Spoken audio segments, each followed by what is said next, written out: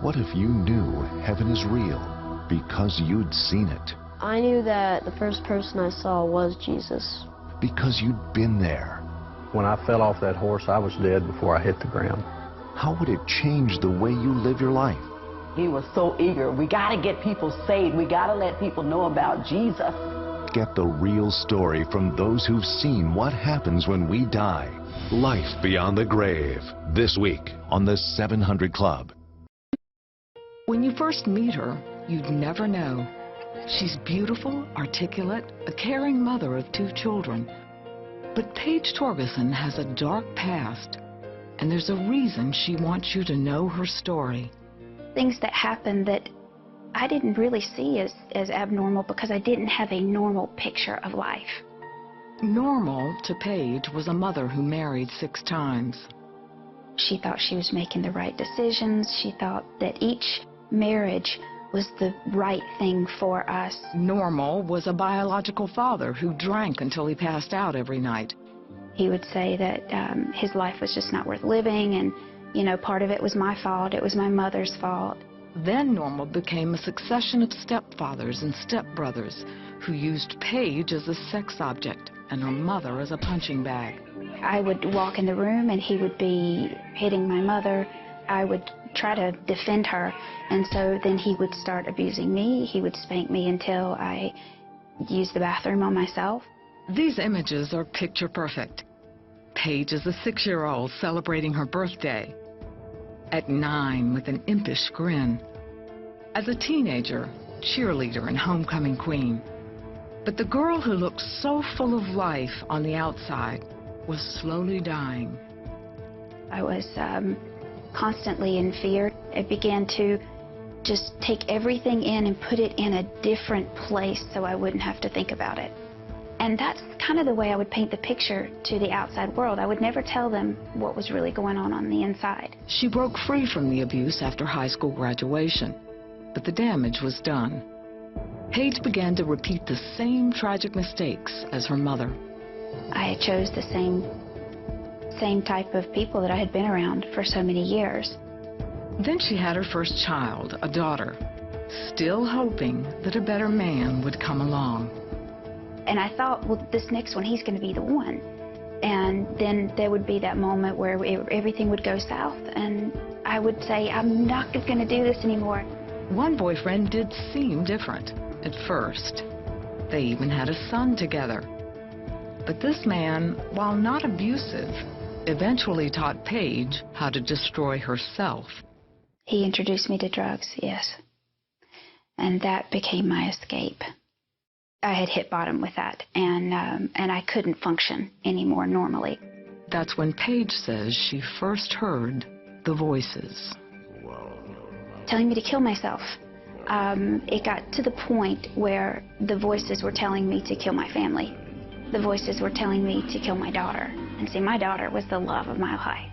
I would never do anything to hurt other people, and I had always guarded other people. So these voices began to get worse and worse, and I would put my hands over my ears and I would say, stop that, stop. I thought I was going crazy. I thought that I had lost my mind. After 5 months of torment, Paige quit all drug use. And the voices? The same day, as a matter of fact, that those voices stopped, that night was when the Lord intervened.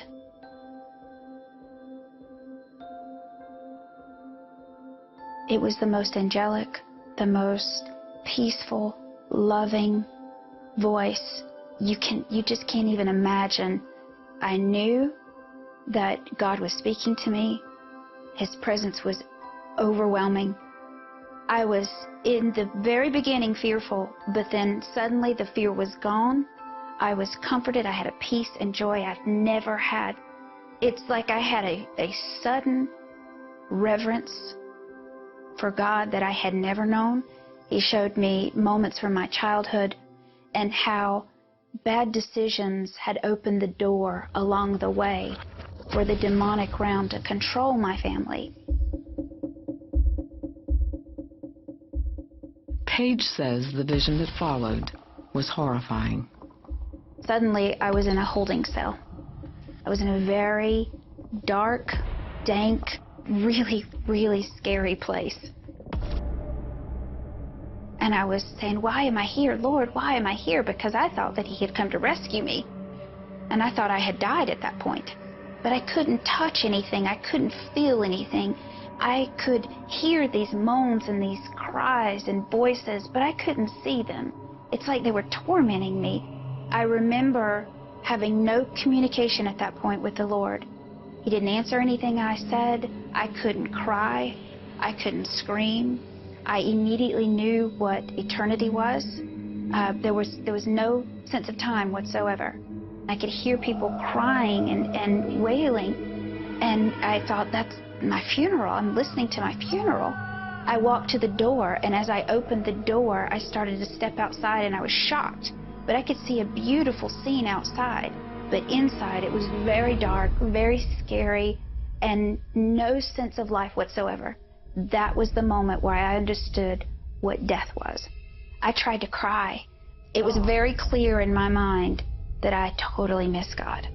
I could see very clearly visions of the party scenes, the sexual perversion that I had participated in, the things that I had done willingly. I could not remember anything at that point from my childhood, anything before I became accountable for my actions.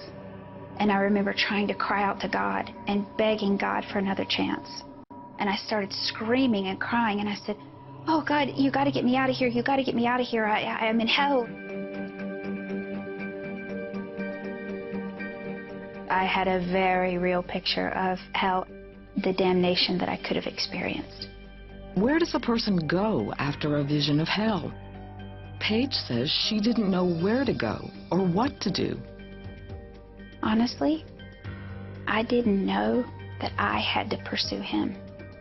I didn't know that I had to desire a relationship with him. I had to find God. I had to have that joy and that love that I had never felt. I had only felt that love during that visit with him. She began her search for God in earnest. I was reading the Bible and praying, and I began to fast, and suddenly God stepped back into my life in such a great way, and he said, I was waiting on you. I've been with you the whole time, and I was waiting on you. And when I realized, wow, it was my choice. You went out of your way to visit me and to tell me all these wonderful things and to show me what I could have never known. And you're here again, and I am never, ever going to lose you. So I started sharing everywhere I went. I would tell him how much I loved him. He was everything to me. I would say, I'm sorry, please forgive me. The repentance was very important. Paige found a church and grew in her relationship with God. She reconciled with her father before he died, and she's forgiven those who abused her in the past. Today she has a wonderful relationship with her mother, who became a Christian too. Paige believes she was spared an eternity in hell. That's why she is so passionate to tell her story. I want to shout from the tallest mountain that people have no idea what happens when they leave this world. They take their last breath. There's no way out, and it is terrifying. If your heart is right, if you really want to get right with the Lord, all it takes is that prayer and the repentance. I've never known love or had an identity until now, and my identity is in Christ. I had never known there was so much joy and love in a relationship with God. And knowing Jesus as your Savior and changing your life, allowing Him to come in and transform your heart and change your life, words can't describe it. Law practice is a stressful environment, and you're dealing with a lot of very difficult situations. I used to wake up with a knot in my stomach every morning, feeling that stress. He just was burdened by work. I mean, it was always on his mind. You know, it was a hard thing for him to turn off on the weekends or to get away from it. I was just focused so intently on my career that I was letting what's really important fall by the wayside. Jeffrey Thompson's law practice didn't take just his time and energy. The fast pace and the constant stress also took a toll on his body. I maintained that stress, and it continued to work on me, and it also continued to work on my body. And eventually it broke down. I began having stomach pains, severe stomach pains, that initially I just had no idea what it was. I thought I had an appendix rupture. Jeffrey had developed diverticulitis, a painful condition that attacks the intestinal wall. Months of natural treatments had failed, and his condition had become so advanced he needed surgery to remove part of his intestine. But what looked like a textbook operation left him suspended between life and death. And I woke up to a surgeon pulling a sheet off of my stomach. And as I looked down, I knew immediately something was terribly wrong. And then I looked into the surgeon's eyes, and I could see concern on his face. He had been hemorrhaging for almost 24 hours. And they had continually given him blood, but it was hemorrhaging into his abdomen, and they didn't know it, into his stomach. It was frightening. I've never seen anyone so pale, but his lips were just completely white. My internal clock told me that I was getting ready to die, and I only had a few seconds of consciousness left. I reached up to grab my wife. I was just wanting to tell her how much I loved her and tell her that I was getting ready to leave her. And I went to him, and it was right after that I lost him. You know, I could tell he left. He took my hand, and then he was gone. And my life came to my center torso, and I began to rise out of my body up into that room. Everything was going haywire down below me. They were saying, I'm going to lose him. They were doing everything they knew to keep him alive at that point. It looked like it was a disaster going on, but it was the sweetest day of my life. I never had any pain, and I never had any fear. As Jeffrey's spirit hovered above his body, a light appeared. It was the most beautiful thing I'd ever seen. It started in the center of the room toward the ceiling and began to filter out into that room, and I was immediately drawn to it. And as it began to hit objects in that room, color came flooding out like I've never seen before. My senses became enhanced. I could see everything in that room with perfect clarity. There was an entire dimension that we just simply don't see on Earth. I've never been more alive than I was at that moment. It was incredible. I suddenly had an overwhelming sense of God's presence, of His love, of His peace, of His joy. The thing that was just so incredible to me is how the maker of this universe, who can make the sun, the moon, and the stars in this earth and us, can come down and hold me and comfort me and love me as if I'm the only person in the universe. And I remember thinking about the prodigal son.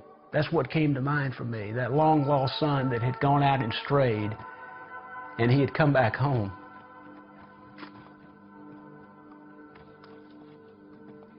And his father was coming out to hold him and to love him and to welcome him back. That's what was happening to me. It's the sweetest love there is. I told him I wanted to go with him. And then I had a fleeting thought. But what about Madeline, my wife, and what about Will? My sweet wife is just falling apart down below me, and I'd never seen her that way. And I'm up here in complete comfort, in complete peace, in complete joy. And then God told me internally I was going to go back. And I remember jolting in my bed, and I opened my eyes, and when I opened my eyes, I'm looking at the surgeon, and he's saying, I'm losing him. We've got to get him back in surgery. Jeffrey was rushed back into surgery where doctors stopped the bleeding. When he finally regained consciousness, Jeffrey had a new understanding of God's amazing love and presence in his life. God loves you more than you've ever known. He knows your circumstances. He knows what you're going through. I used to wake up with a knot in my stomach. I wake up with joy in my heart. I know He's with me.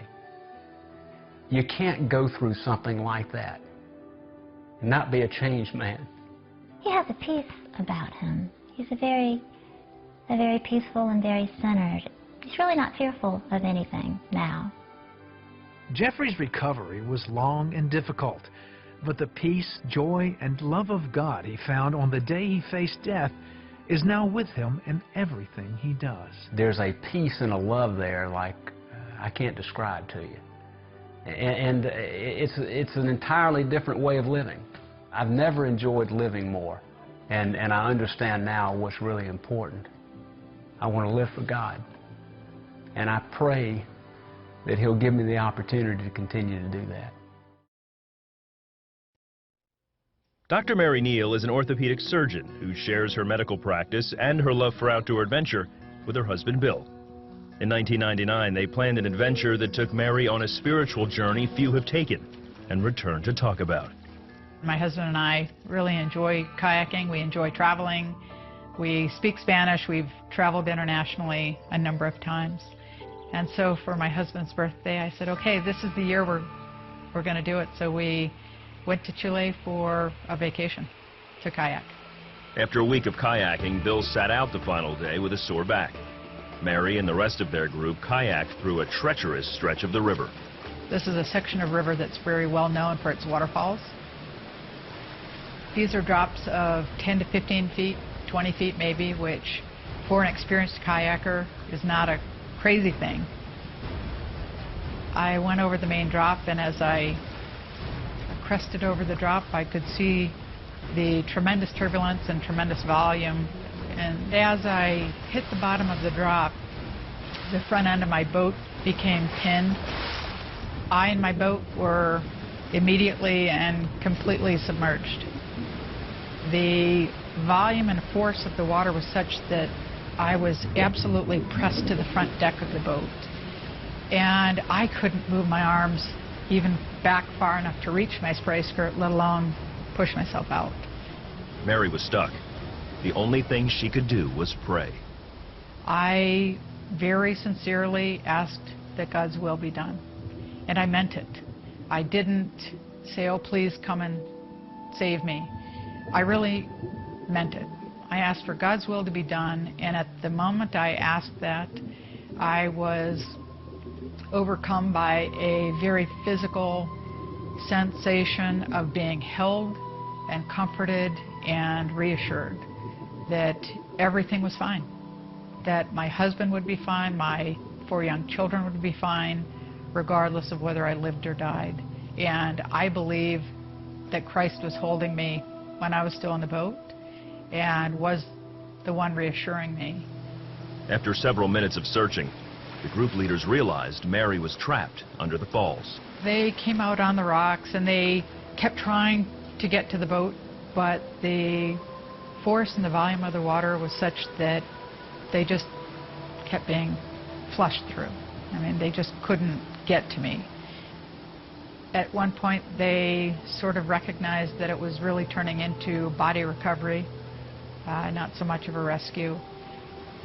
My body was being sucked over the front deck, and so what that meant is when it got to my knees bent back on themselves, and I could feel that, and I'm an orthopedic surgeon. I analytically was thinking, well, feels like my tibia probably broke, but I wasn't screaming. I didn't have pain.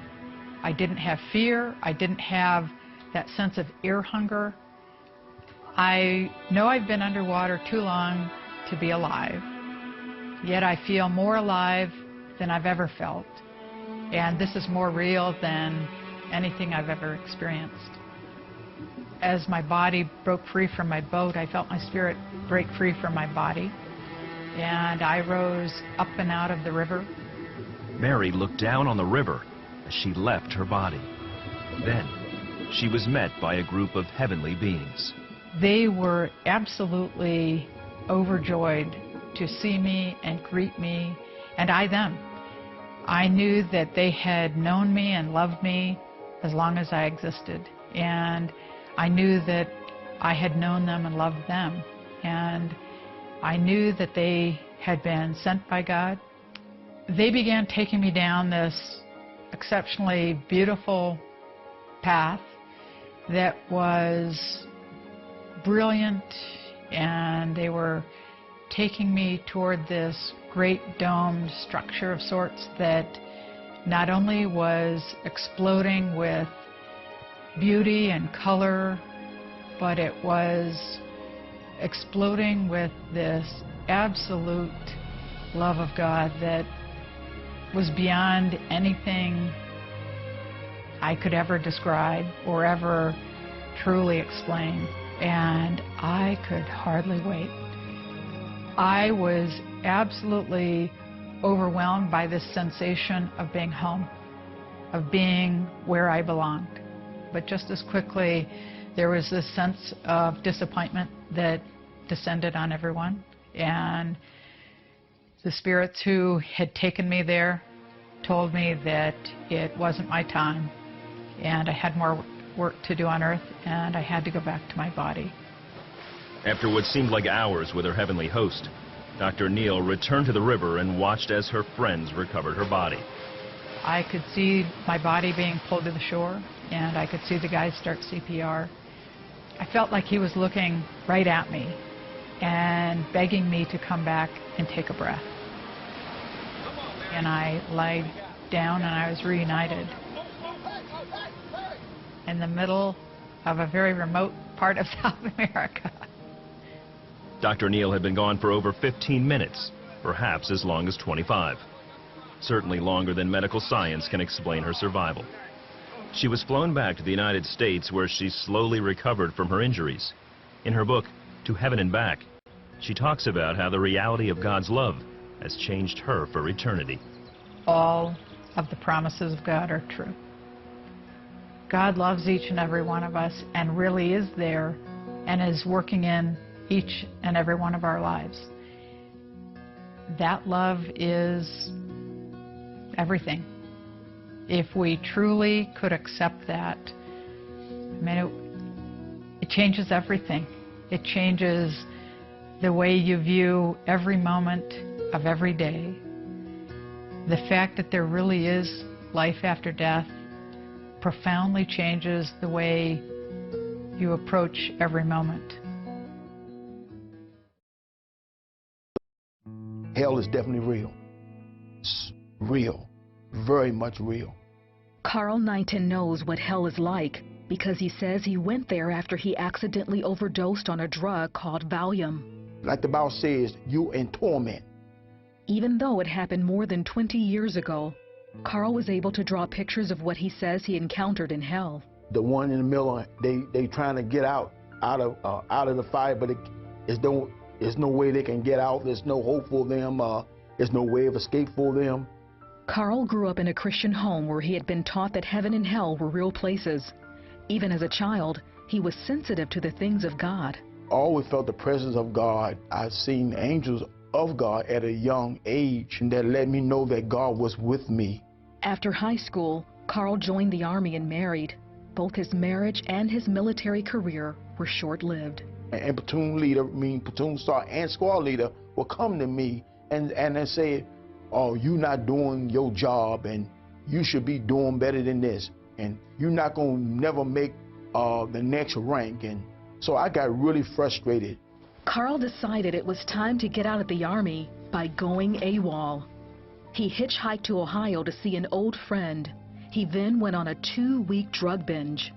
One night, Carl went to a crack house in the worst part of Columbus, Ohio. You can smell the stench of the crack cocaine. You can smell the stench of the marijuana. People was high and laying all across the floors. Carl smoked some crack and started drinking alcohol and using other drugs. But he says he believes it was the last pill he took that sent him on a journey to hell. And I took that Valium, and before I knew it, I fell off the couch onto the floor. It was pitch black, dark. I began to quiver. I began to have the shakes, and I began going down and down and down like a deep pit. And I started smelling the stench of hell. is the most rottenest thing that you can ever smell in your life. In fact, you can't even imagine it. I began to feel a tugging and pulling. Like the Bible said, demons tug and nag at you. They was calling my name. Lord say, we got you, we got you, we got you. You belong to us now. I saw souls, lost souls that was in torment in the lake of fire. They was crying and calling on God. They was hopeless. And I called on the Lord. Jesus, Jesus, help me, Jesus, help me, Jesus. And soon I called on his name. I saw the hand of God snatch me out of hell, and my spirit went back into my body. Carl says that he was in hell for more than half an hour. I was shaking and trembling, and I turned my head to the right. And they said I was dead. And they said that was there was 30 to 35 minutes. But I know that was a loving God that loved me so much. 3 days later, Carl returned to Fort Eustis, Virginia to face the consequences of going AWOL. He was demoted and confined to the barracks for 1 month. During that time alone, he completely surrendered his life to Jesus Christ. I immediately asked the Lord to forgive me, repent, put them sins behind me, go forward in God. I really gave my life back to Christ after that. Today, Carl is married again. He's also on a mission to tell as many people as he can about the reality of heaven and hell. God loved me so much. He loved me so much that he gives me a second chance. And I'm here to tell a story. Not a story, but the true testimony how awesome God is. If people will only listen and don't take God for granted. Don't throw your life away. Accept Jesus as your Savior.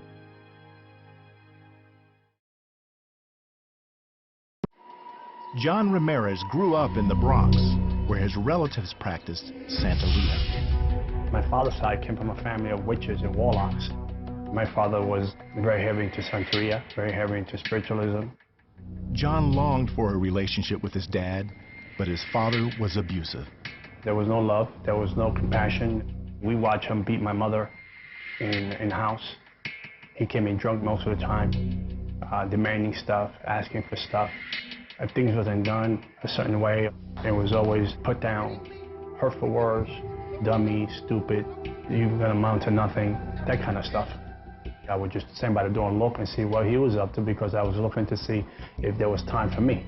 Just to have an interaction, right? We did something, my dad and I did something. But he was connected to the demons. He was connected to spiritualism. John's mother was also influenced by Santeria.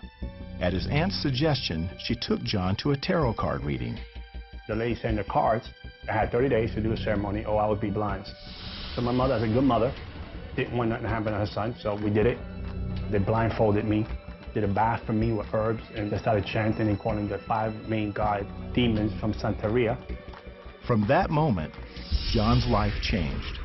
My whole personality, everything who I stand for as a young boy, was no longer there. I felt like someone took a black blanket and just put it right over me, spiritually. I wasn't answering not only to my mom and my dad, but I was answering to the demons. John's involvement with Santeria deepened quickly. I was being taught and trained with high-ranked devil worshippers into spiritualism. I went to sneaking into funerals, acting like I knew the person that died because I wanted to buy the soul of that person that died because I can get that soul and put it on somebody and die the same way.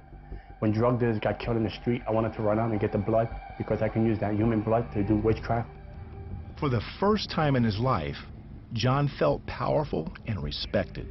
People knew that I was a force to be reckoned with. I liked that power.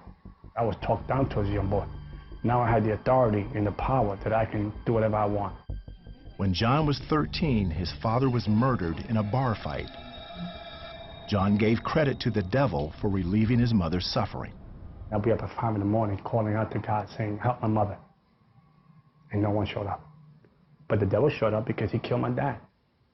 I believe the devil said, well, no one loves you, but I love you. Your father can't provide for you, but I'm your provider. The devil said to me, do the religion. I give you anything you want. Just ask. John says Satan became the father he never had. John was devoted to him. I light up my candles. I spit the rum. I spit the cigar smoke. The cigar smoke means power.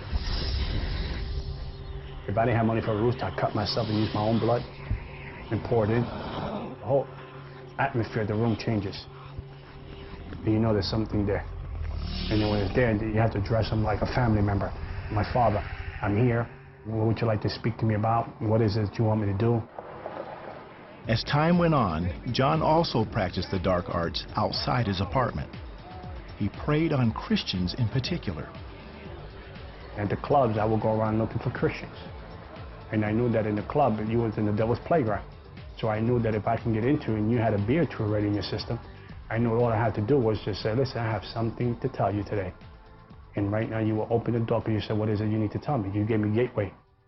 Eventually, John became a high priest in Palo Mayombe, a form of African spiritualism. As he became more powerful, John took warfare seriously. The devil told me that I had to go into the neighborhood in the spirit realm in order to weaken it in the natural.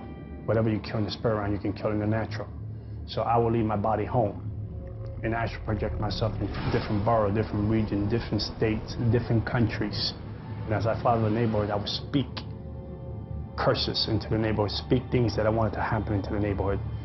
Sometimes I will go into neighborhoods and I see this group of people in the spirit realm in the corner praying, holding hands, heads bowed, praying up a storm.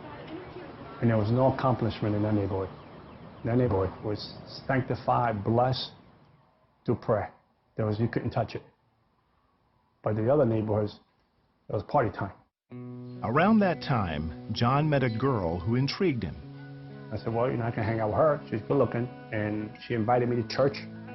She also invited John to meet her parents, who talked to him about Jesus. They had the Bible out. Hey, listen, we want to talk to you about this. I'm like, oh, I can't come to your house. And your parents are crazy. I said, at least let me digest the food, and then you can talk about this Jesus guy. And then after I leave her, I will go to worship. I will go to double church and kill animals all night long. And then I will come back and see her, but she didn't know. John found the Christians amusing and harmless. We had a different system that they had. Their stuff was just kisses, hallelujah, we love you. So I kept coming to church to please her, but I wasn't going to leave people I was committed to. One Sunday morning, the pastor gave an altar call. John went forward, but wasn't prepared for what happened next. I said, well, the devil can't touch me here. I'm in front of the pastor now. I'm protected. All of a sudden, I got demon possessed. I grabbed them by the throat, picked them up in there, and said, I came for you. And all these big men came out to see, try to grab me. I was just throwing people around like rag dolls. And then 200-something people got up and raised up hands. Spiritual warfare for a person that would have killed them on a heartbeat. I saw the power of God in the church. One of the guys was whispering back in my ear, say Jesus is Lord, say Jesus is Lord, say it, say it. I couldn't open my mouth. And then suddenly I was able to say Jesus is Lord. Jesus is Lord. And the devil left. John was embarrassed about the outburst, but not sure what to do next. One of the church elders approached him a few days later. He said, Jesus wants you to have this. He gave me a sweatshirt. They said, you're a warrior for Christ. For someone to come and say, this is a gift in Christ. He loves you. To me, that was amazing. I couldn't believe that Jesus loved me. But I was committed to the dark side. I was committed to the demons. I was committed to the devil. And I was betwixt two worlds. One night, John decided to end the struggle between the two worlds the only way he knew how. I said, Lord, Jesus can't have me, the devil can't have me. The best way out is suicide. In my ignorance, in my shame, in my mind that was so far gone, spiritually drained, very spiritually drained. John didn't know how to pray, but he began to talk to God. I don't know what they call you, Jesus, whatever they call you in church. I don't like you. I never liked you. I never had nothing to do with you. I want no dealings with you. I hate you. I don't want to be part of you. I never want to be a Christian. I disown you. If that's going to get you away from me, I will worship the devil to the day I die. I whisper saying, if you are bigger than the God that I serve, then you show me tonight or leave me alone. John went to sleep and dreamed he was on a subway. The train was filled with people, and their faces were drained, and we were going somewhere that I know that was not good.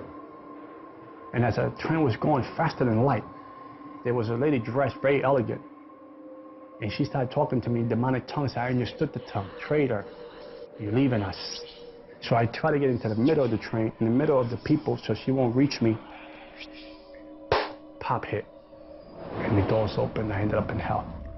John stepped out of the subway and into the darkness. As I went to the tunnels of hell, the heat wasn't a heat that you feel on earth. It grips you, and the fear ropes around you. There's no hope. The hope is removed. As I got to a part of the tunnel, the devil came out, bigger and more strong. I've never seen him like that. And he said to me, I've been with you since you were 9 years old. I've been a father to you. I've given you everything. He said, I'm going to keep you here, because if I can keep you here, you won't wake up upstairs, which is on earth. And he said, you belong to me, and you're not going to leave. You know too many secrets about my religion.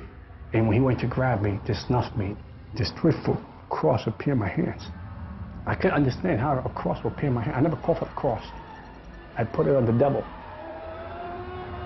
And he felt like nothing. He felt like he was a baby. No powers at the foot of the cross. When John woke up, he was a changed man. And I knew that Jesus was Lord. I bent my knee to the cross. And Jesus came into my life.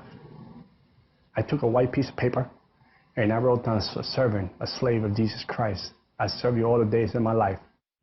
John threw out all of his witchcraft paraphernalia, but the battle wasn't over. He was under spiritual attack every night for the next month. At night, I felt a presence come into the room.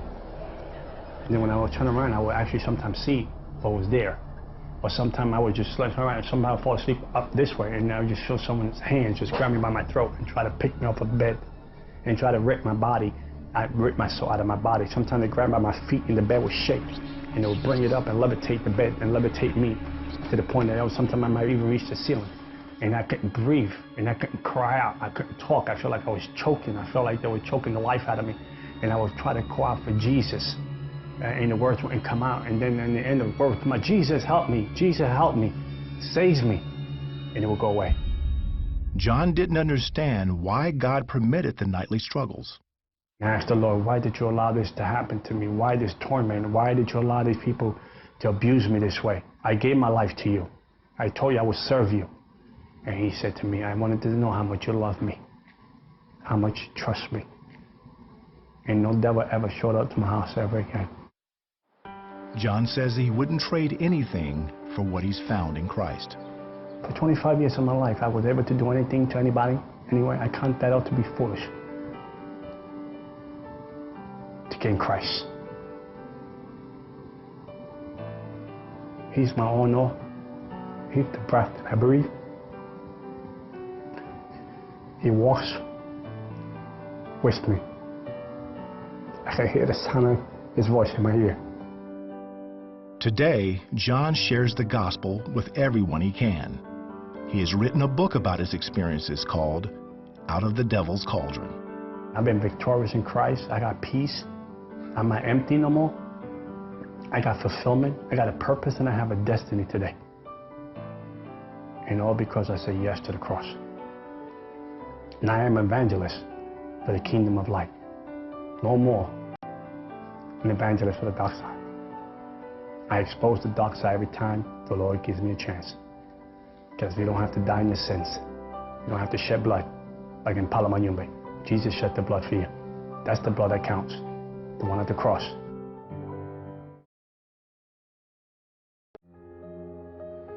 Dorinda Lowe never saw it coming. a semi-truck ran the red light and plowed over the top of her car. The 18-wheeler barely missed her head, but practically severed her arm. Her legs were caught underneath the engine. The car literally collapsed around her, trapping her inside. We could tell right away that that both of her arms were broken, and we knew at least one of her legs were broken, possibly the other one. Plus, we was pretty sure she probably had some internal injuries to go with that. It was a pretty low percentage on whether she was going to make it or not. It was definitely life-threatening injuries. Rescue workers tried for 45 minutes to get Dorinda out of the car. Finally, she was life-flighted to Methodist Hospital in Indianapolis, Indiana. It was very grave. I mean, she had lost a lot of blood when she first came in. You know, the fractures that she had were all very serious. And then when you throw on top of it that she had all these injuries and all these other lacerations and tears in the skin, she had a ruptured spleen and a ruptured liver. She was in a very, very serious condition. For 2 weeks, doctors tried to put Dorinda back together. She had to be resuscitated twice and suffered a massive stroke. She had 7 different surgeries but remained in a coma. Doctors offered little hope for her survival.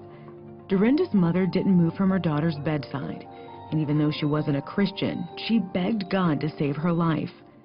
When I first woke up, the only thing I remembered was of seeing God. I was on the stairway of heaven, and we were standing at the bottom, and God was holding me in his arms, and I was held like a baby. And I can remember just hearing the voice behind me talking to me saying, you know, it's okay, you're fine, you're safe now. I knew that it was God was there. I just knew it. I did not see his face, but I knew he was holding me in his arms. I knew he had saved me. I needed it. I was never saved. I wasn't a Christian. I never knew how to actually ask God to forgive me for all my sins. Dorinda had a long and hard physical recovery ahead of her. She remained bedridden at home for 3 more months. She had to learn how to do everything again. I was just so scared. I just thought I would never walk. And I had a physical therapist at home that learned, they worked with me and stuff. And so I learned to walk on a walker. And then on the 24th, they took the walker from me. And I was walking on my own. They were watching me, and I just couldn't believe it. I was crying. I was like, oh my gosh, I am walking. Dorinda has surpassed all expectations for her recovery. They said that I would probably never use the right arm ever again. They didn't know for sure if I would ever walk right again, but I do walk, and I do use my right arm. A lot of times we see patients with bad bone and joint injuries, but to see somebody with this number of bone and joint injuries and the abdominal injuries that she had, the belly injuries and the stroke, to have come back like this, it's really phenomenal. It is an exceptional recovery, absolutely. Even more than a second chance at life, Dorinda is thankful God saved her for eternity. There is a God out there, and he will listen to you if you want to talk to him and have him come into your heart. I'm lucky that I'm here and I got a second chance, that I did not die, and then I got to accept him into my heart, and he forgave me for all my sins.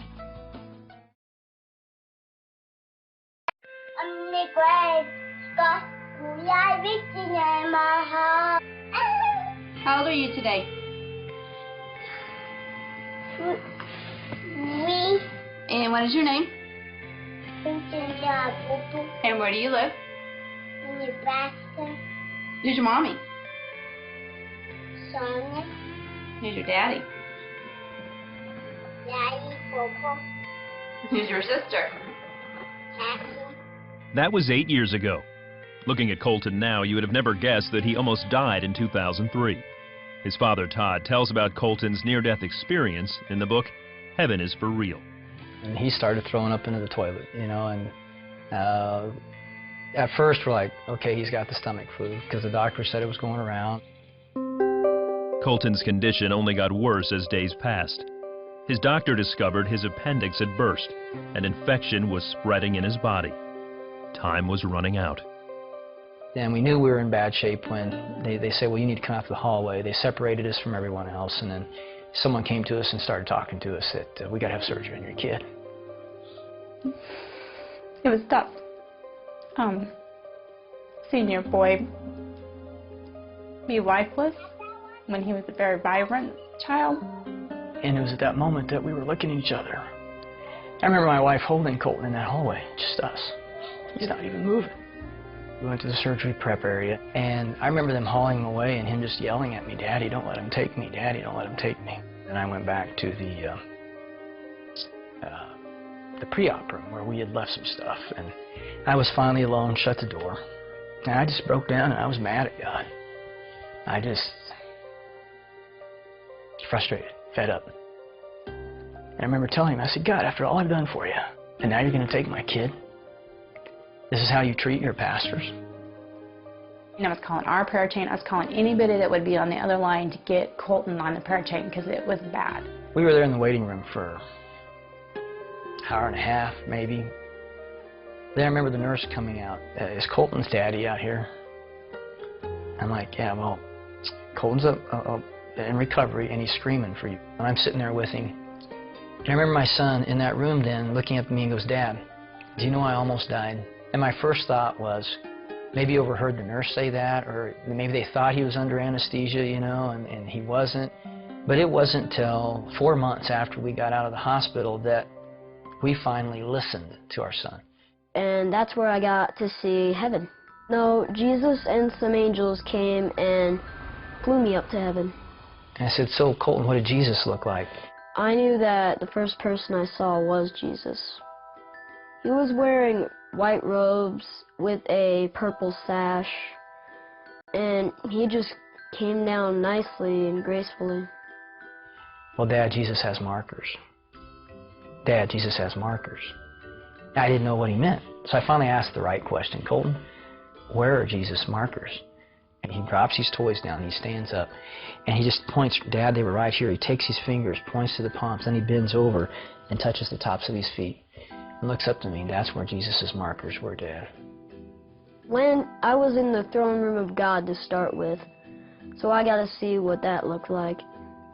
I was upset because I didn't know it was happening. What God did is he used people or things that I liked to calm me down. From there on, I felt better. And one day we're traveling together, and he looks up at me and, "Dad, you used to have a grandpa named Pop, didn't you?" I'm like, "Yeah, he's really nice." "Really?" "Yeah, you used to play with him as a kid and work with him on the farm and shoot stuff with him." And I'm like, "Yeah, how do you know that?" "Well, he told me." A figure came up, and he was Pop. He asked me, "Are you Todd's son?" I said yes. He said that he was his grandpa, so that's where I met him. Yeah, Pop, I was very close to him. And he was my most significant male role model when I was a kid growing up. But he was killed in a car wreck before I turned 7. I was busy paying bills again, because that's my job. And he came up and told me he had 2 sisters. Well, he had to say it several times before he finally got my attention. And finally, I put myself down and looked at him and says, "What do you mean you have 2 sisters?" "No, I have 2 sisters. You had a baby die in your tummy." And I just looked at him like, "Well, how do you know you have 2 sisters?" "Well, she told me." And then he proceeded to describe her. She looked like Cassie, but she had brown hair. And first time when she saw me, she just came up and hugged me. We knew this was true because he said, "She kept hugging me. She wouldn't stop hugging me, Mom," and I didn't like that. Well, I'm not really the hugging type. I had miscarried the weekend of Father's Day weekend, which made it even rougher. And we thought we'd dealt with it. We gotten over, we accepted that the baby had died. But when he said he had 2 sisters, I think I was in shock first and then trying to realize, what is he telling me? And so I knew that he had seen her, and after he described her, and he said, she's just waiting for you guys to come to heaven. You know, as we talked about heaven, and he was telling me all these wonderful details, I just felt like I had to ask him, did he want to come back? I knew that I was leaving heaven because Jesus came to me and said, "Colton, you need to go back." Even though I didn't want to go back, he said that he was answering my dad's prayer. I remember that prayer. That irreverent, that disrespectful, screaming at God prayer. I was like, he's answering that prayer? Today, Colton is a healthy 11-year-old. and shares his heavenly journey with boldness. I learned that heaven is for real, and you're gonna like it.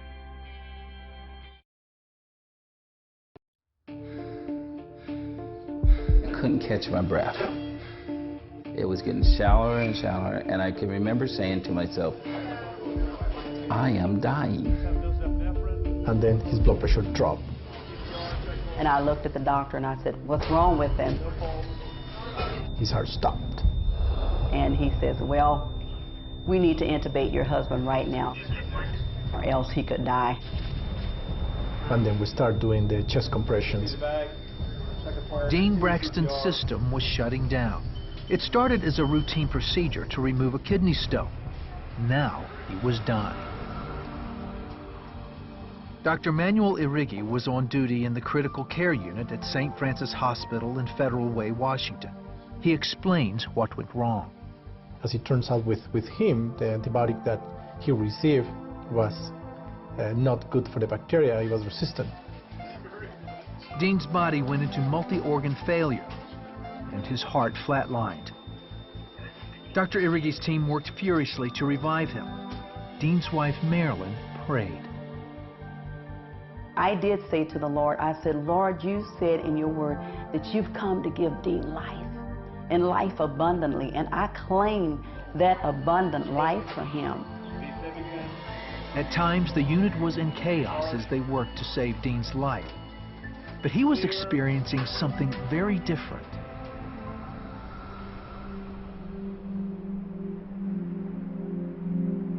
I wasn't afraid.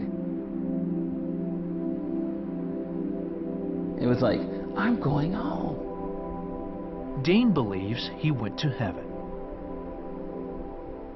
When I first entered in, it was just bright. It wasn't so much what I saw as much as what I experienced. The first thing I perceived was, everything is right. There's nothing wrong here. And I said, it's past peace.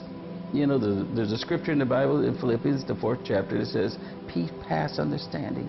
That's what's going on there. It's landscape, but more, because everything's alive. Nothing's dead.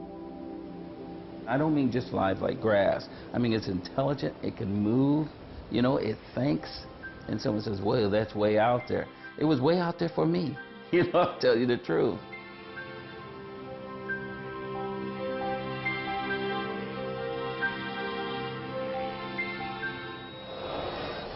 We got a pole. Dean says he felt like he was being pulled back into his body. Then he flatlined a second time. Again, he was in heaven. This time, he saw Jesus.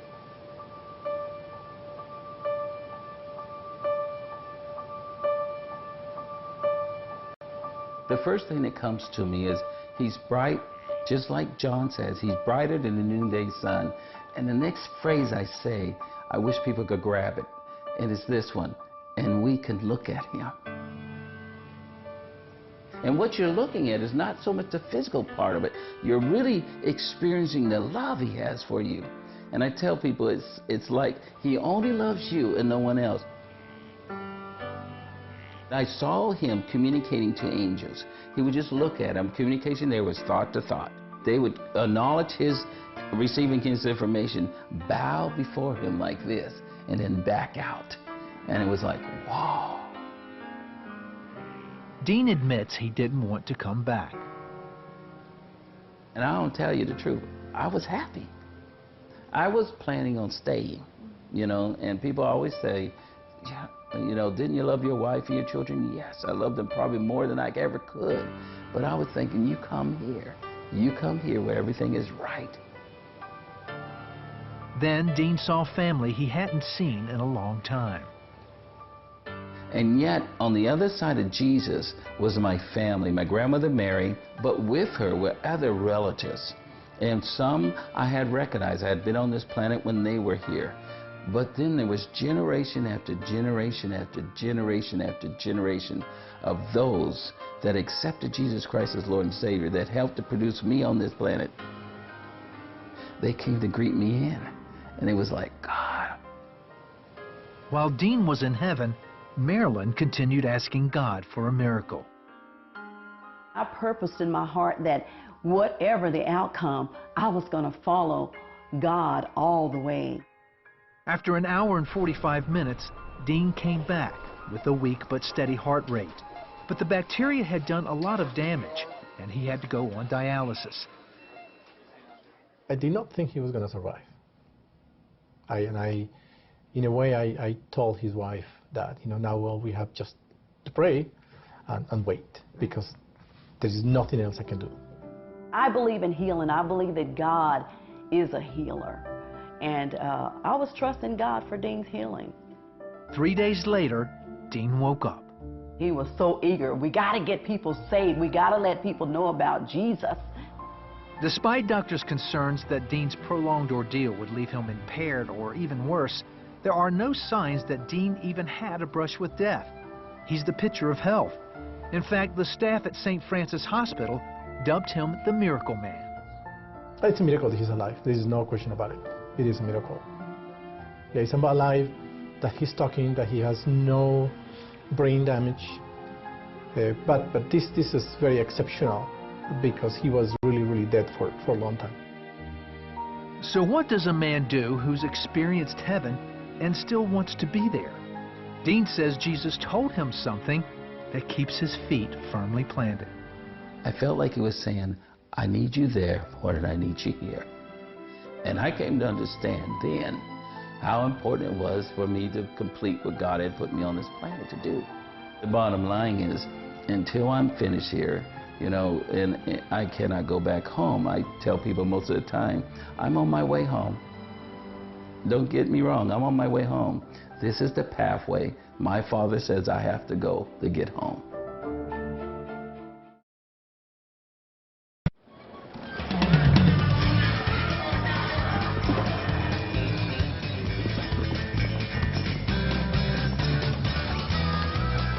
Championship roper Freddie Vest loves the thrill of the chase and the challenge of competing against his fellow cowboys.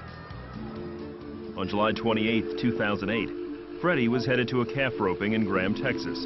His daughter Lee remembers seeing her father off at the door. We just hugged for a long time, and I remember turning back to tell him I love him, and it kind of brought tears to my eyes.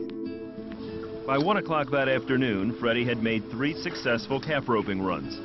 He was waiting to make his 4th when he suddenly dropped dead in the saddle. His friend Dennis McKinley recalls that day.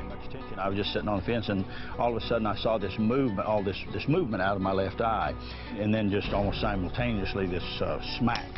And I looked, and he was on the ground. I jumped off the fence, and I was the first one to him. And I put my hand under his head and lifted it up, and I started praying for him. Veteran firefighter Eddie Smith was next to respond. While Eddie began CPR, Dennis called upon everyone present to pray. While I was doing the CPR, I was praying, but I could hear people praying all around me. The Bible says the effectual fervent prayer of a righteous man availeth much. Well, I'm going to tell you, there was a lot of men, a lot of women that were praying. Eddie and fellow firefighter Don Lavender continued doing CPR on Freddie for 45 minutes until the ambulance arrived. They got him on a stretcher and they put him in the ambulance.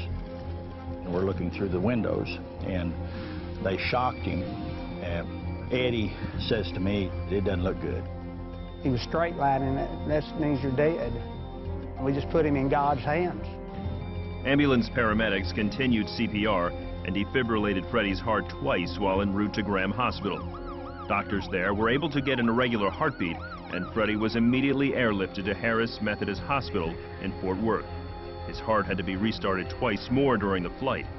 Freddie's wife and son were in Mississippi visiting family when they first heard the news. A friend called and said there was an accident at the roping. She didn't know all the details, but it's not good for, told me that Freddie fell off his horse and that I, needed to get to the hospital. They were going to be care flighting him. So I was just trying to get there as fast as I could. You feel helpless. I felt like there's nothing I can do. It was just taking forever. Freddie's loved ones held vigil as he was rushed into surgery. Doctors told the family that they were able to repair his heart, but weren't sure what to expect long term. Dr. Denzel D'Souza spoke with them about Freddie's chances for survival.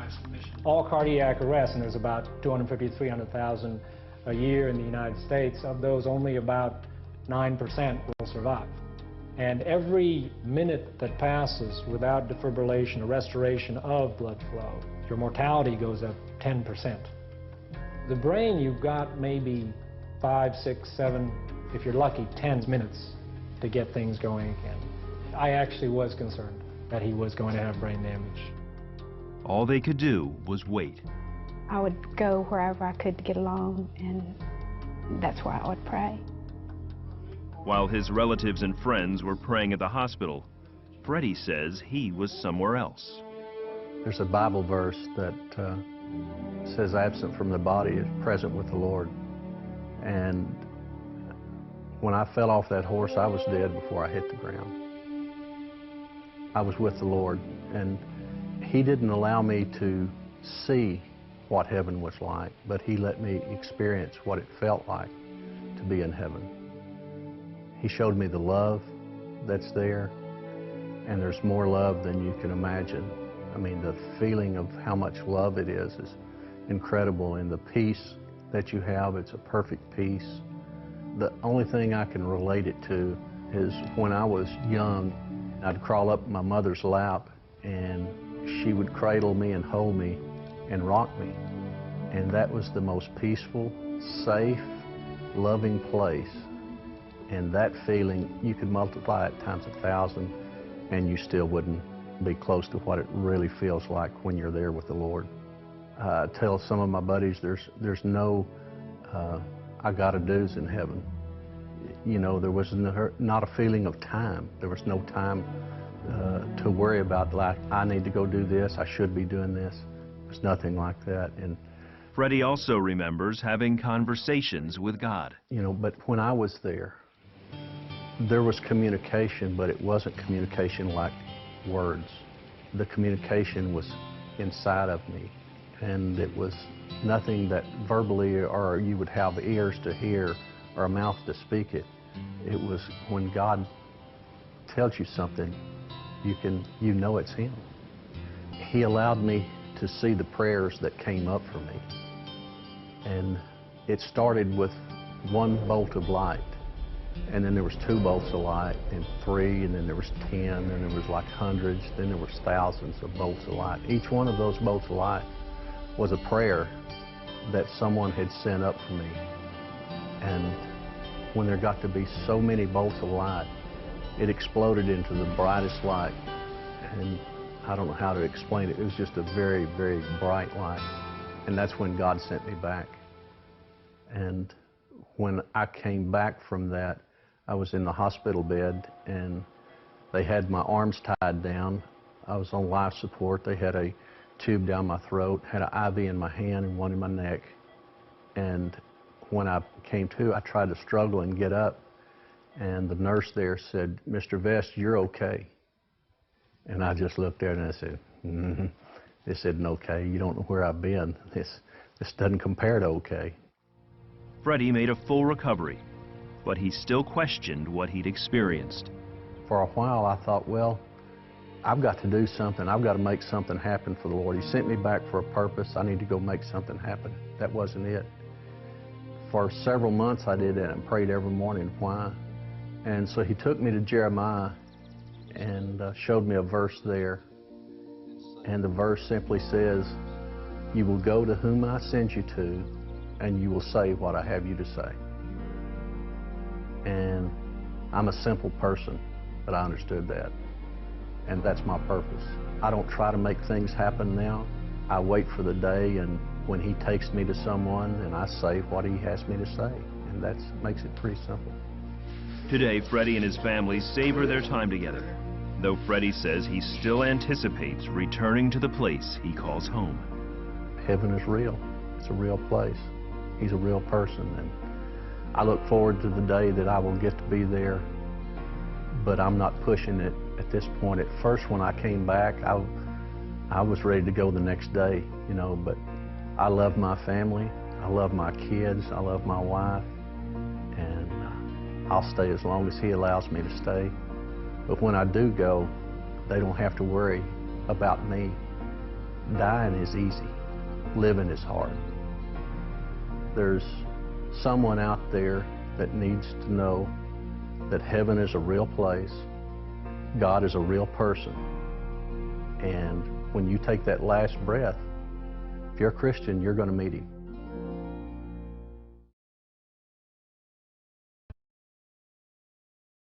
I got high when I was 8 years old. Two of my brothers had got me out in the garage smoking a bong.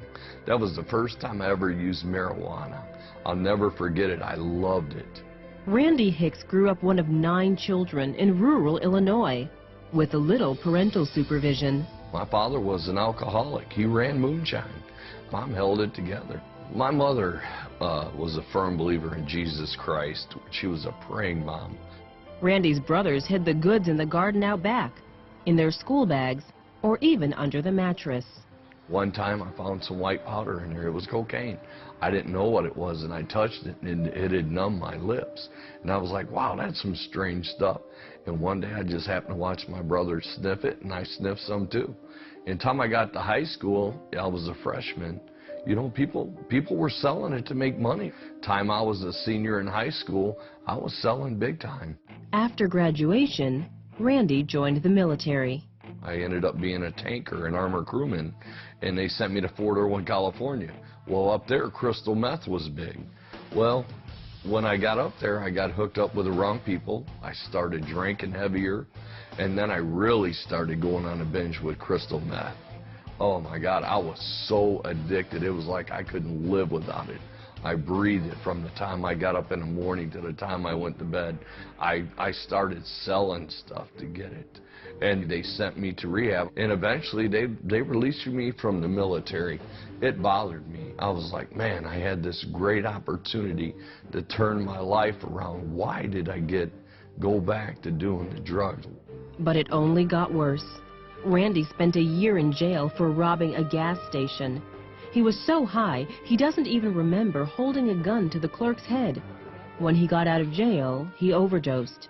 He was only 27. They went ahead and pulled a white sheet up on me because they said I was going to die. They called my family in. When I woke up, it was the most frightening moment because I looked down and I'm looking at a white sheet. Doctors discovered Randy was still alive. After running numerous tests, he was released. But even that near-death experience wasn't enough to scare Randy straight. Randy married, but the alcohol and drug use continued, eventually destroying the relationship. In 1997, Randy's wife left him with their 2 young children. And I was smoking weed, and I still did a little coke. Not like I used to, but I was still doing it, yes. The moment that changed that, all of a sudden my body collapsed to the ground. I felt something physically dragging me out of my body. And I mean, I looked up, and I saw death. And I saw hell in his eyes, and it had these huge horns. It curled around like a ram, and death just filled the room, and it scared me. I could physically feel my spiritual man separating from my flesh. I didn't feel no pain, but I felt it leaving, trembling in fear, and immediately I fell on my face, and I cried out, Jesus. I said, forgive me of my sins. God, help me with my addictions. Take it all away. Just don't let me go to hell, please. I was begging. I was crying. I did everything I knew. And as soon as I looked at the door, my door opened. And I saw this long, white, glowing robe. White. There's just no white in this world you can describe it. I knew without a doubt that the moment I cried out for Jesus, that God had showed up right there and saved me at the moment I cried out. From that moment, man, I just wanted to know God. I wanted to know Jesus. I wanted to know this one who, when I knew without a doubt I was going to hell, came for me. Immediately, Randy's craving for drugs and alcohol was replaced with a hunger and thirst for Jesus. I travel and share what God brought me from, what I went through, what it will do to you, and how Christ is the answer. When you call on that name Jesus, He is there right there. And He is ready to receive you and to forgive you of all your sins.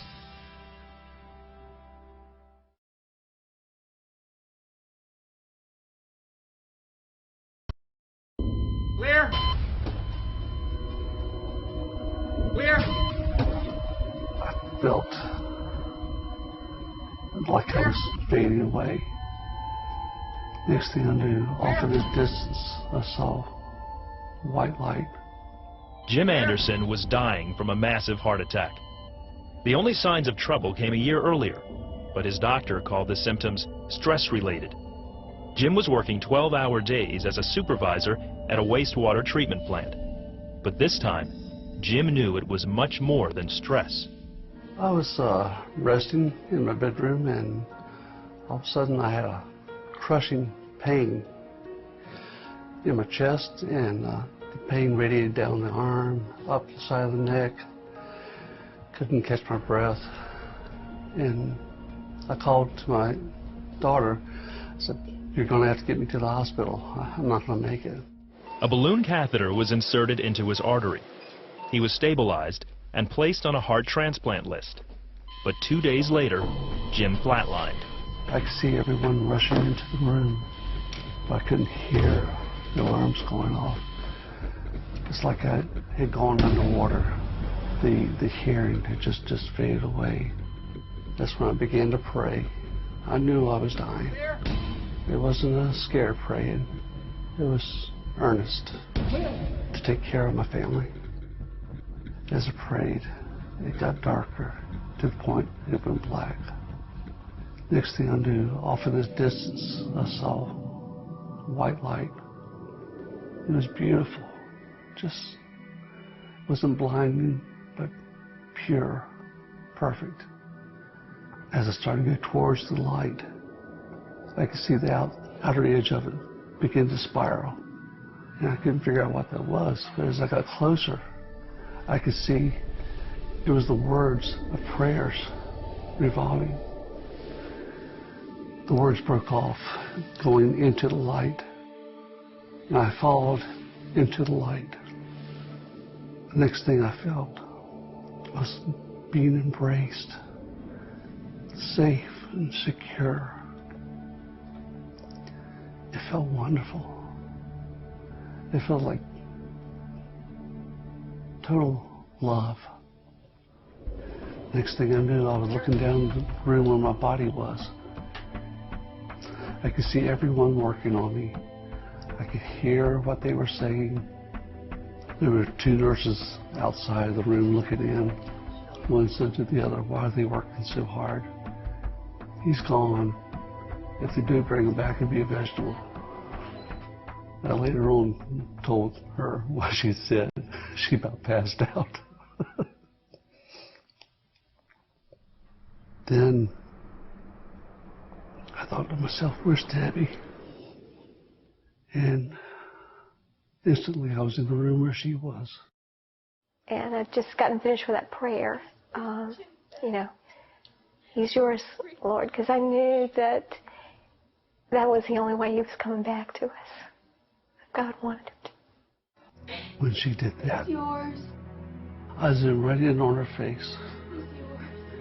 When I saw her face, I saw every aspect of our life together. From the first day we met, our marriage, the birth of our children, all the emotions we've shared. I couldn't leave her. I just couldn't leave her. And I cried out to the Lord. I said, "Lord, I love you so much, but please let me go back. So my wife needs me. My children need me so much. Please let me go back." The doctors and nurses didn't give up.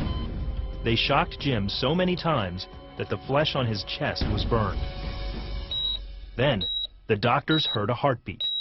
I came back to a world of pain. They shocked me so many times. It's like coming back out of the water. Just my hearing came back. I could hear them telling me, "I can't believe he's back, he's back." I said, can you hear me? And I took that first breath on my own. Have you ever tasted honeysuckle? That's exactly what that first breath tasted like. It was so sweet, so wonderful, and I just thanked the Lord. Jim was alive, but his heart still wasn't functioning properly. They put him into a coma, a medicated coma, and to allow his body to heal. So I wasn't able to talk to him for days. Jim spent the next 17 days in intensive care. He flatlined several more times, and each time, Jesus asked him a question. The subsequent times that I arrested and would go towards the light, he would ask, are you sure this is what you want? And each time I would ask to come back. Jim woke up from his medical-induced coma. His heart increased in function from 5% to 30%. He no longer needed a heart transplant. It was a long process, but basically it was good to hear his voice again. Very good to hear his voice again. His doctor implanted a pacemaker in his chest. Just a couple of days later, Jim was able to make it home in time for his daughter's graduation. One doctor told Jim he only had a year to live. That was over 7 years ago. It's brought us closer together, so much closer together. We talk about things now, and it's whatever needs to be done for the day, it's done. You know, we don't focus on things that are trivial. Jim knows that every day he has with his family is a blessing from Jesus Christ. I try to witness to at least one person a day, to let them know this isn't about me, it's about their life, and to know that He is there for them, that He loves them.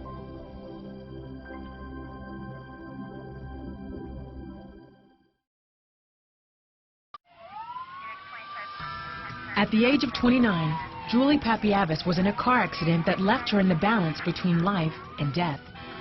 As she was driving away from a shopping mall, a teen driver ran a red light, plowing into her at 50 miles an hour. The impact jarred her head and neck, severely injuring her brainstem. Her body instantly began dying. Within minutes, the fire department arrived and pulled her from the wreckage. They were unable to detect a pulse or blood pressure. They took her to Loyola University Medical Center, unconscious and unresponsive.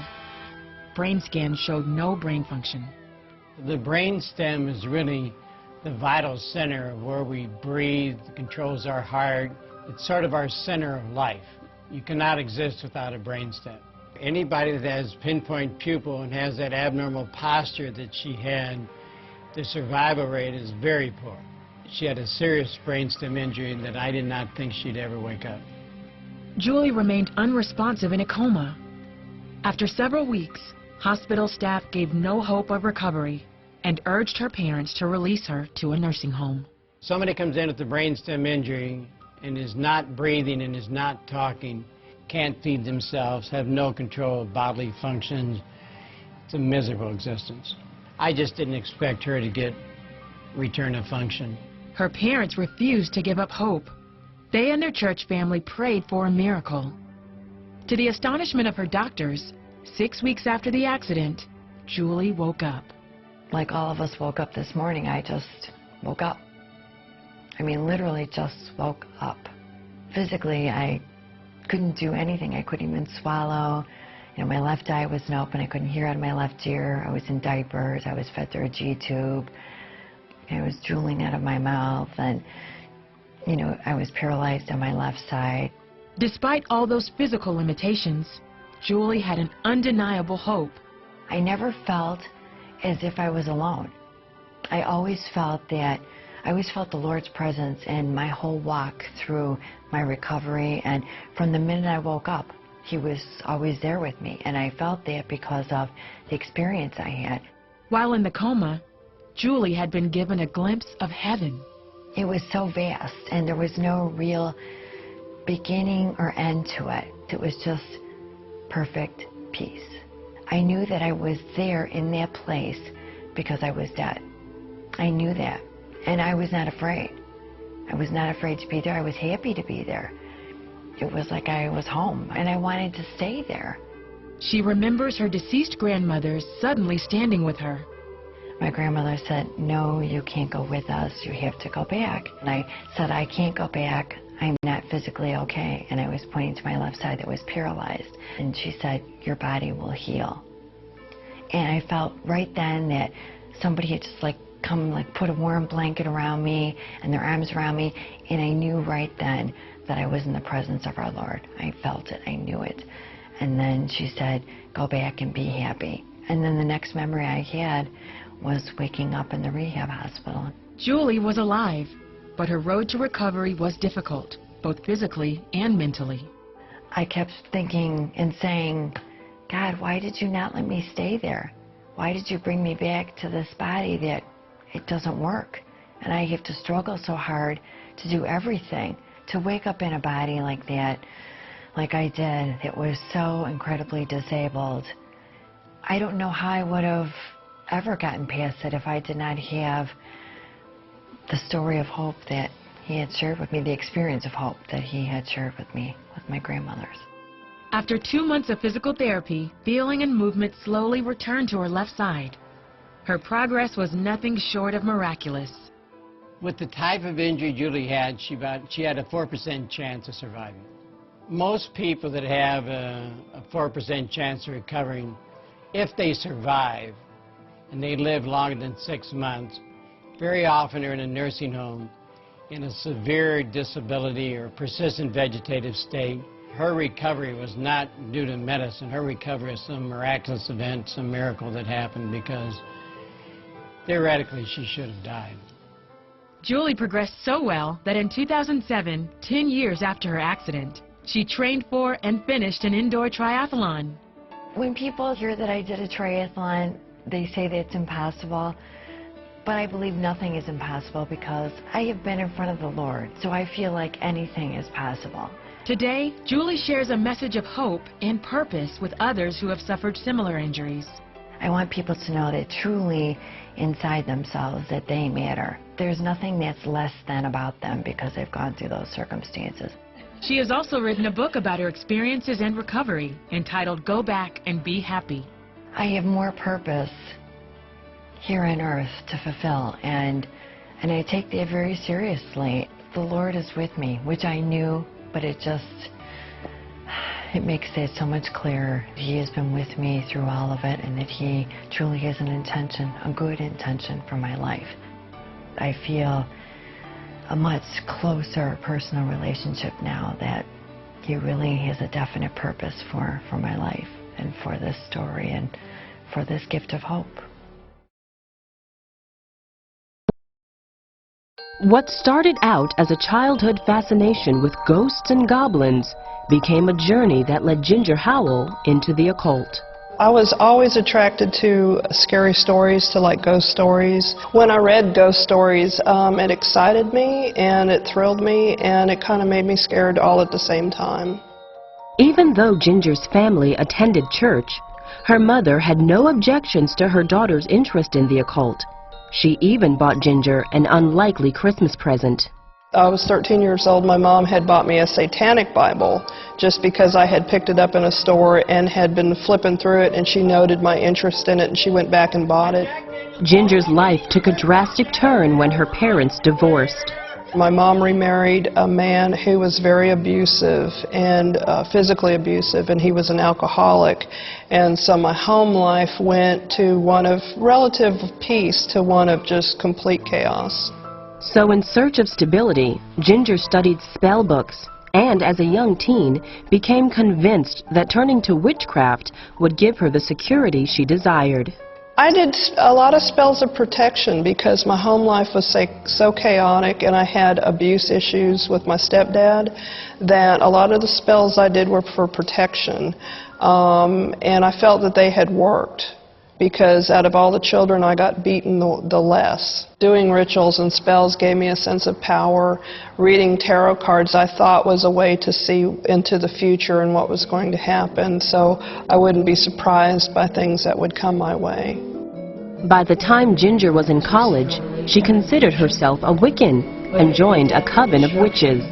We thought that we were just pagans, that we were worshiping nature as witches. We didn't feel like we were evil or wrong. And in fact, most witches don't believe in Satan. They believe that there's a goddess, and it's almost like goddess worship. The coven seemed to provide the close bond Ginger lacked with her own family.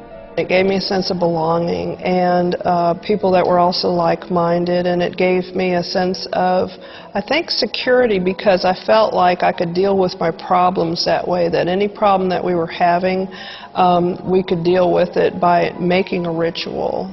Ginger and the other members of her coven cast spells. Some, they claimed, healed people.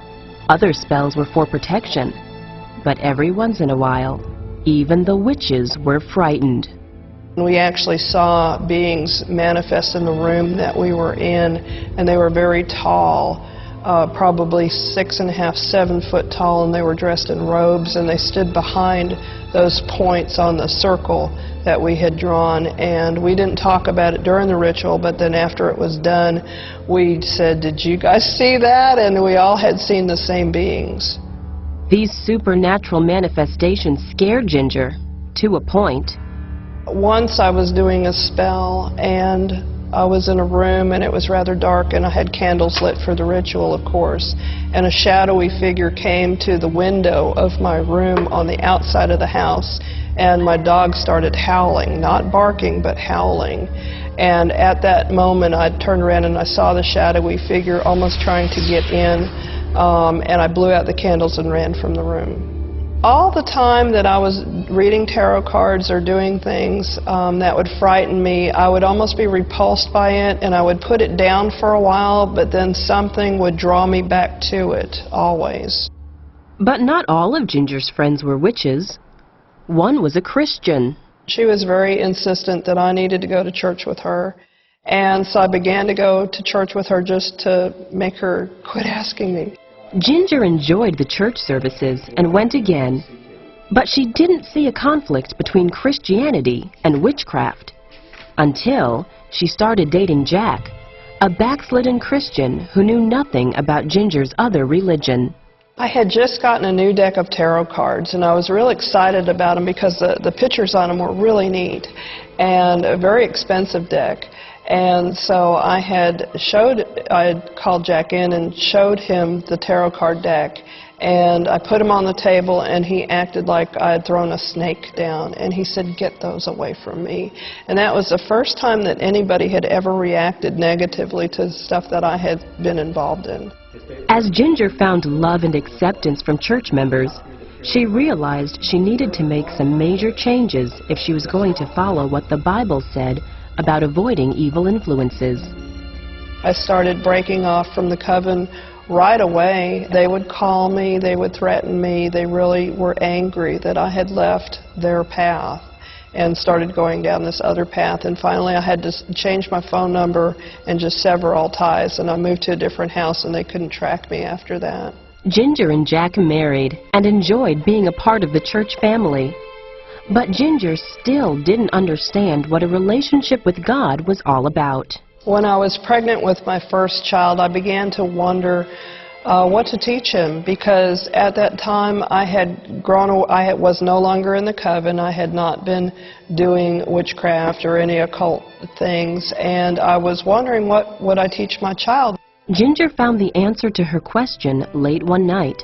She was watching television while nursing her son. I landed on the 700 Club program because a Satanist was giving his testimony, and he was talking about how he was a satanic high priest and how he wanted to come and talk to a pastor about having a relationship with Christ. I thought if the Lord could accept him being a Satanist, then he can accept me for all that I had done and forgive me. And so that's when I said the sinner's prayer at 2 o'clock in the morning watching TV.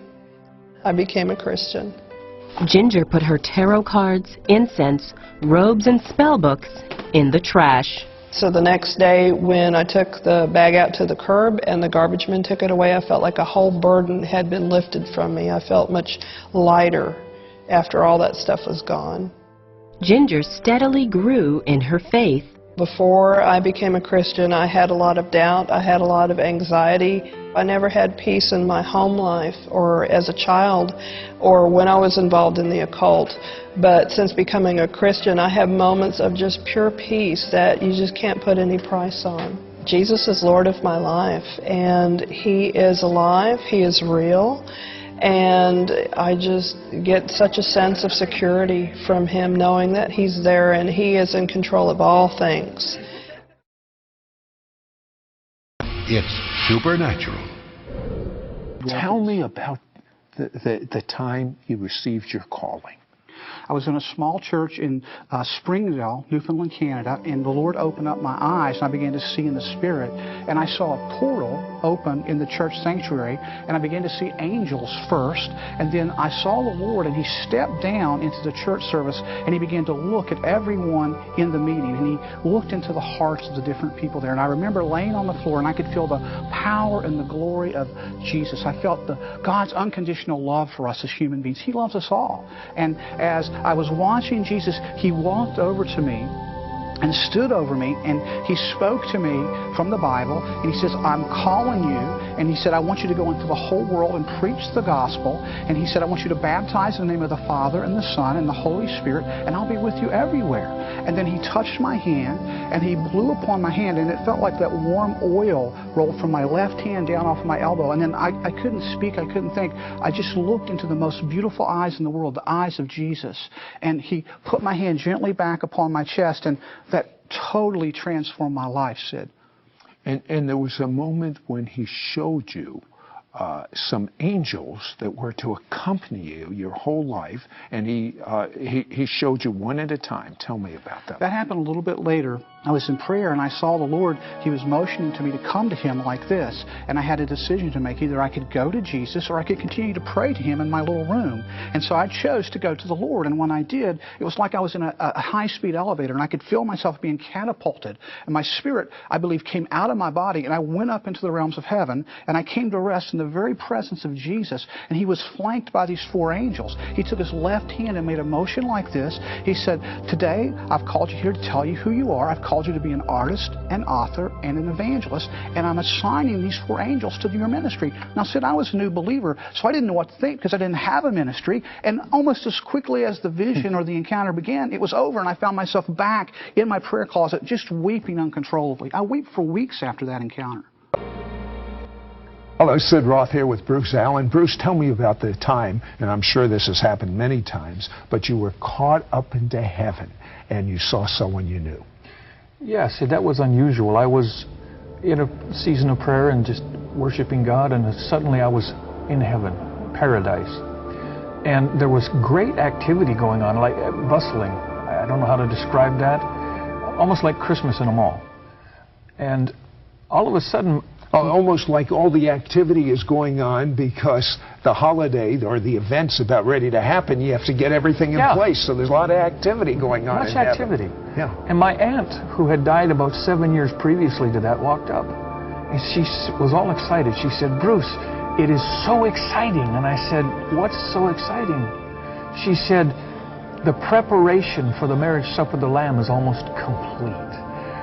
And heaven is abuzz with this news and excited because it's the culmination, the completion. And she said, and not only that, many individuals are visiting heaven from earth right now to go back with the testimony that people should be prepared because He's coming back shortly. You know, that's the message I'm hearing from many people, that He's coming back soon. But the thing that's so unusual is even children are carrying this message back. Yeah. There was a young girl in Singapore that had been in one of our meetings where we were teaching your birthright is to see and go as a Christian. And she caught the revelation and began to be caught into paradise. And at that particular time, I was visiting, I saw my aunt at that time. I saw this young girl, she was 8 years old, appear off to my left. She looked at me, smiled and waved, grabbed the hand of Jesus, and skipped off with him. A year later, Sid, I'm back in Singapore, and happened to have dinner with the grandmother and she was there, and she said, "I saw you in heaven, and you were talking to your aunt." She knew. Now that really blows some of you out of the water. But read the book of Revelation. I mean, read these visions that people have had, that Paul had. Tell me about this congregation in Malaysia. On that same visitation with my aunt, I saw an angel off to my right, standing in heaven with what looked like a Torah scroll, but I came to understand was a manifest. He was the angel that had charge and authority over all the resources of heaven that God had reserved for this generation. So I was ministering in Kuala Lumpur in a church, and they were in a building program for a new church. And while I was ministering... By the way, that's a good angel to know. Oh, yeah. All the resources for this generation.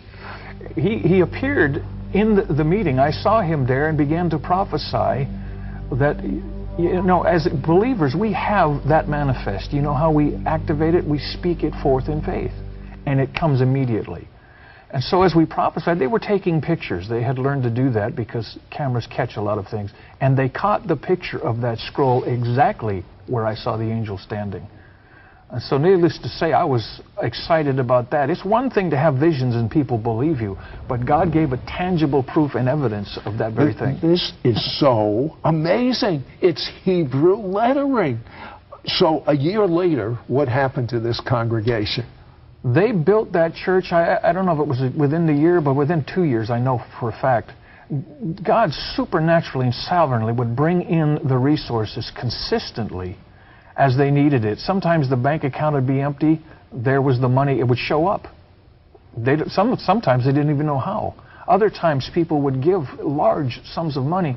And so they built that church very quickly with no debt, and there was a lot of extra money left over in the church. 6-year-old Abraham was all his mother Angel had. Her husband left them when little Abraham was only 3 months old. But Angel's joy was tainted by fear because Abraham was always sick. I loved my son so much and did all I could to save him. He suffered from asthma since he was a baby. I worked very hard farming and doing domestic jobs just to pay his medical bills. One day he was very pale and barely breathing. By the time they came to the hospital, Abraham had asthma, tuberculosis, and anemia. That day his temperature was low, his breathing was labored, and his body was cold. I knew he would not survive, so I told him to go home. But Abraham never made it. He died on the way home from the hospital. When I discovered he was dead, I wanted to die myself. In their village, it's considered taboo to bury someone on a Friday, so Abraham's body was kept until the next day. As the mourners grieved, someone said they should call an evangelist who is supported by CBN. When the pastor arrived, he encouraged them and said they should believe in God. Then he said a prayer and played tapes of CBN shows.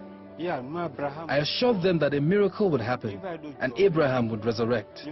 But the villagers started hurling insults at me, saying, "How can a person who died over 24 hours ago rise again?" But I was encouraged that with God, all things were possible. As the crowd watched CBN's Turning Point, one of the hosts began to pray for miracles. At that moment, an amazing thing happened. We were all surprised to see the body move. Just when they were ready to take him away for burial, he came back to life. The people were shocked. Then he arose, and we thanked God. It's no story. It happened.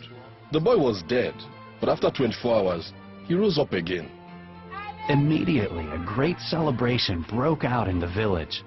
Because of that miracle, dozens of people gave their lives to Christ, including the doctor who had treated Abraham. I was an idol worshiper and never knew the power of God.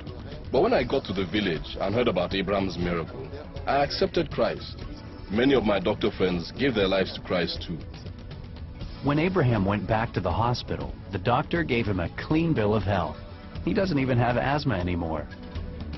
Though he can hardly remember what it was like to be sick all the time, Abraham has vivid memories of the time he spent in heaven. I I was at a place, everyone there was glowing. We played a soccer game and I scored, so they said I should go back home. Thank God for CBN Africa. This miracle has truly changed our lives and the lives of others.